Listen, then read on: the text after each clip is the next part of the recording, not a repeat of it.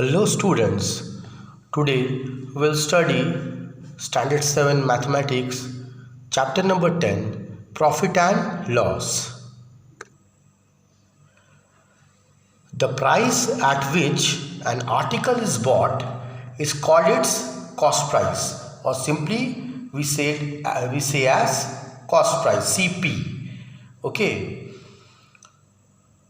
Whenever we buy any article, the extra expenses that is incurred, okay, or the extra charges that we pay on such as transportation or labor charges, etc., that is said to be the overhead expenses. Okay, overhead expenses, they are always included in the cost price. Okay, overhead expenses, they are always included in the cost price. So we can say net cost price is equal to actual cost price plus overhead.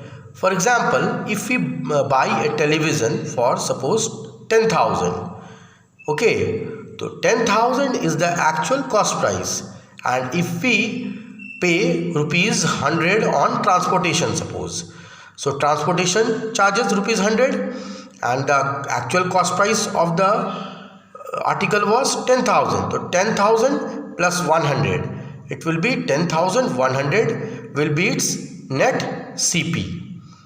Is that clear?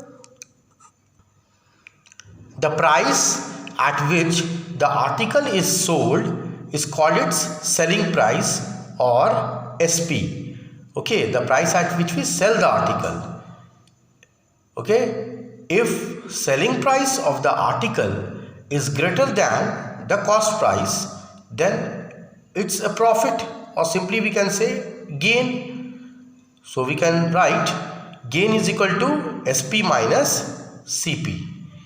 Okay, let us understand with the help of an example. Suppose you bought a pen for rupees 10.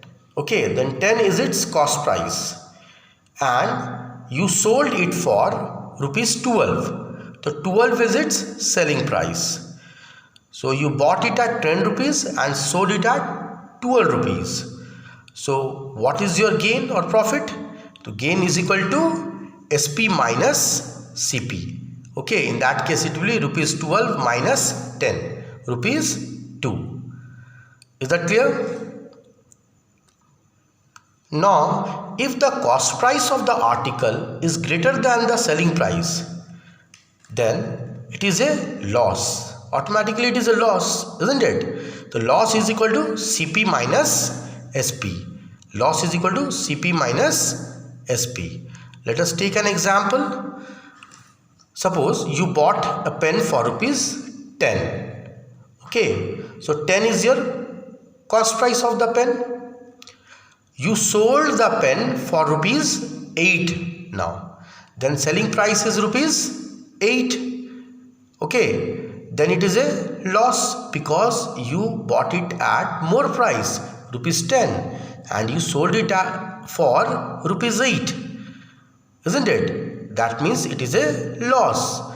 So loss is equal to CP minus SP. Okay, here it will be rupees 10 minus 8, rupees 2 loss. Is that clear? Now, profit or loss is always calculated on CP. Okay, if we want to calculate profit percent, the profit percent is equal to profit by CP into 100%. If you want to calculate the loss percent, loss by CP into 100%. Is that clear? Now finding the SP, if cost price is given and gain percent or the loss percent is given to you, then how we will find SP? So selling price is equal to 100 plus gain percent into CP by 100. Is that clear? Or we can simply say 100 plus gain percent by 100 into CP.